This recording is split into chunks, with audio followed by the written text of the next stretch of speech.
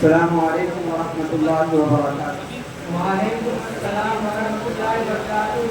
آپ حضرات خیریت سے تو ہیں؟ جی الحمدللہ، ہم لوگ بخیر ہیں، آپ بخیر؟ ہمارا حال کیا پوچھتے ہیں، مہنگائی سے پریشان ہے۔ رولس روئس خریدنا چاہتا تھا لیکن لگتا ہے کہ BMW پر ہی گھس گھس کر زندگی گزارنی پڑے گی۔ ارے ڈاکٹر صاحب، خدا کا شکر ادا کرے کہ اس نے اتنی ساری نعمتوں سے نوازا۔ دنیا میں کروڑوں ایسے لوگ ہیں جو کھانے کی ایک ایک نوالا کو ترستے ہیں، کبھی فاقہ کشی کا شکار ہوتے ہیں تو صبر کرتے ہیں، کبھی شکم سیر ہو جاتے ہیں تو خدا کا شکر ادا کرتے ہیں۔ بھائی آپ تو پوری تقریر ہی کرنے لگے، ایسا لگ رہا ہے کہ آپ موقع کی تلاش میں رہتے، جہاں موقع ملا شروع ہو گئے۔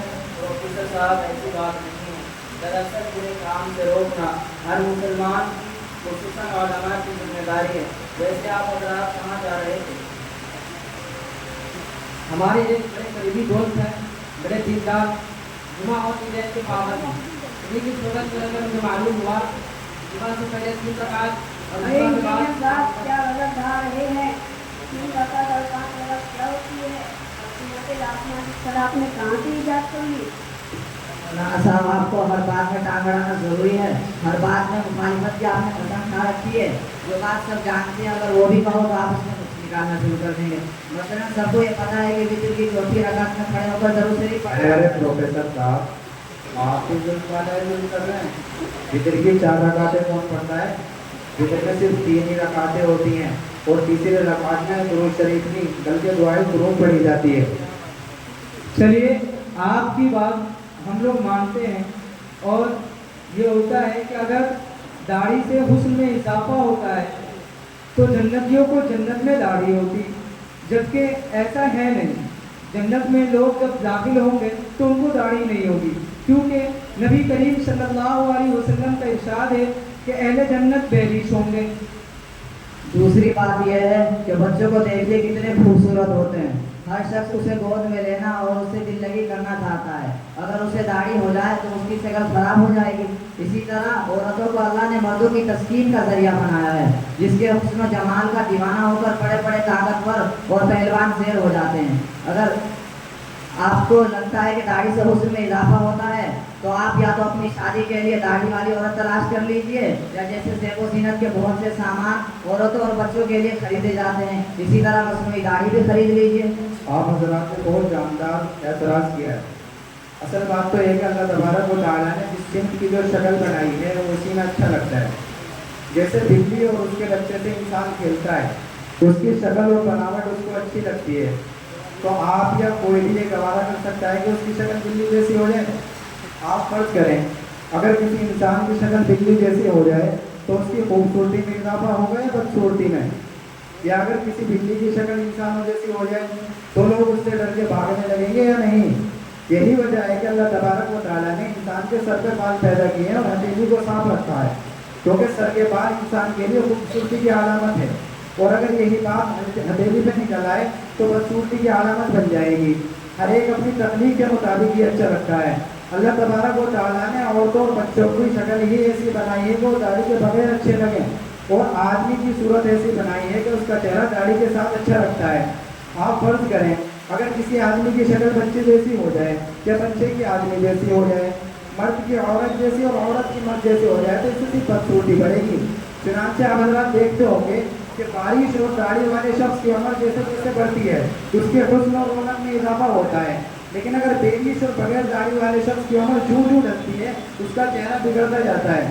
یہی وجہ ہے کہ اگر کسی شخص کو جرم سرزد ہو جائے اور وہ بیویش ہو تو پولیس اور عام لوگ اسے طرح طرح کی سزا دیتے ہیں اور ستاتے ہیں، اور اگر مجرم بارش ہو داڑھی والا ہو تو لوگ اس کا ظاہری حلیہ دیکھ کر سزا دینے میں احتیاط کرتے ہیں، بلکہ بعض حضرات تو یہاں تک کہتے ہیں کہ داڑھی رکھ کے بھی ایسی حرکتیں کر رہا ہے۔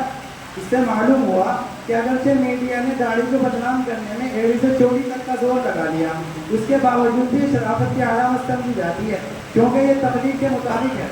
اگر کسی اور چیز کو اتنا بدنام کرنے کی کوشش کی جاتی تو وہ کب کی علامت ذلت بن چکی ہوتی۔ اور رہی یہ بات کہ جنتیوں کی داڑھی کیوں نہیں ہوگی، اس کا جواب اب حضرات کو اوپر کے وضاحت سے معلوم ہو گیا ہوگا کہ ہر ایک اپنے تخلیق کے مطابق اچھا لگتا ہے۔ اللہ تبارک و تعالیٰ جنتیوں کی شکل ہی ایسی بنائے گا کہ وہ بغیر داڑھی کے اچھے لگیں۔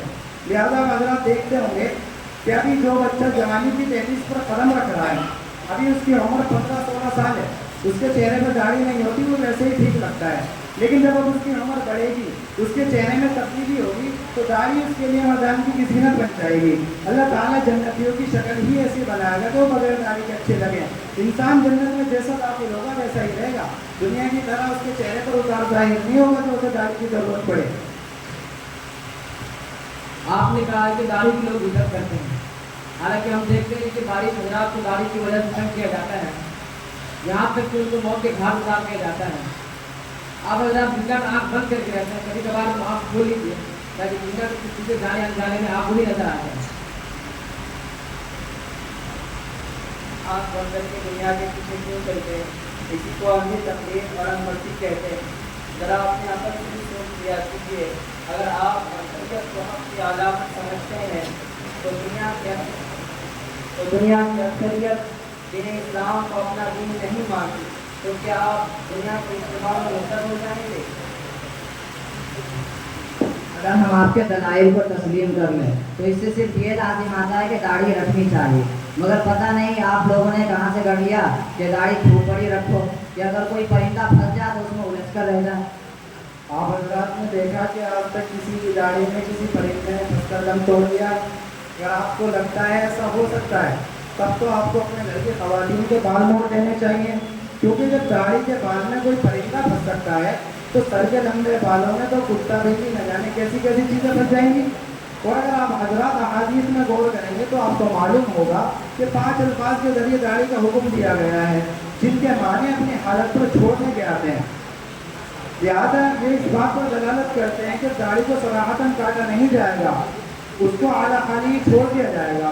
और एक मुश्त से जायद बाल को तराशने की इजाज़त इसलिए दी गई क्योंकि हज़रत अबू हुरैरा, हज़रत उमर, हज़रत अब्दुल्ला इब्न उमर ये असहाब दाढ़ी के बड़े हुए एक मुश्त से जायद बालों को तराश लिया करते थे, लेकिन किसी भी सहाबी से एक मुश्त से कम बाल तराशना मंजूर नहीं है, लिहाजा एक मुश्त से कम काटना जायज़ नहीं होगा। हनाफ के यहाँ अगरचे एक मुश्त दाढ़ी ज़रूरी है, लेकिन इमाम शाफी वगैरह के मसलक के मुताबिक एक मुश्त से कम की इजाज़त है, लिहाजा इस पर अमल करना जायज़ होना चाहिए। इमाम शाफी के यहाँ मुख्तलिफ कौल ये है कि दाढ़ी को अपने हाथ पर छोड़ दे, दाढ़ी को बिल्कुल भी ना काटे। और दूसरा मरजूम कौल ये है कि दाढ़ी चाहे जितनी बड़ी हो जाए उसका काटना जायज़ नहीं है, अलबत्ता हज के मौके से थोड़ा सा बाल काट सकते हैं। इमाम मालिक का मसलक ये है कि दाढ़ी का बाल काटना जायज़ नहीं, अलबत्ता जो बाल आम बालों के मुकाबले में बहुत ज़्यादा बढ़ गया हो तो उसे काट कर दूसरे बालों के बराबर कर सकते हैं। मस्तूरा वाला अक़वाल से मालूम हुआ कि बकिया अइम्मा के नज़दीक एक मुश्त से ज़ायद बाल भी काटना जायज़ नहीं, सिर्फ हनाफ के नज़दीक एक मुश्त से ज़ायद बाल काटना जायज़ है। उम्मीद है कि इन सारी तफसीलात अहादीस आप सल्लल्लाहु अलैहि वसल्लम और सहाबाए किराम के अमल और अइम्मा के फतावा से ये बात वाज़ेह हो गई होगी कि एक मुश्त से कम करना किसी के नज़दीक जायज़ नहीं। आप लोगों का बहुत शुक्रिया, आप लोगों ने हमारे सारे शुभात दूर कर दिए। अल्लाह ताला आप लोगों को जज़ाए खैर अता फरमाए। अस्सलामु अलैकुम व रहमतुल्लाहि व बरकातहू।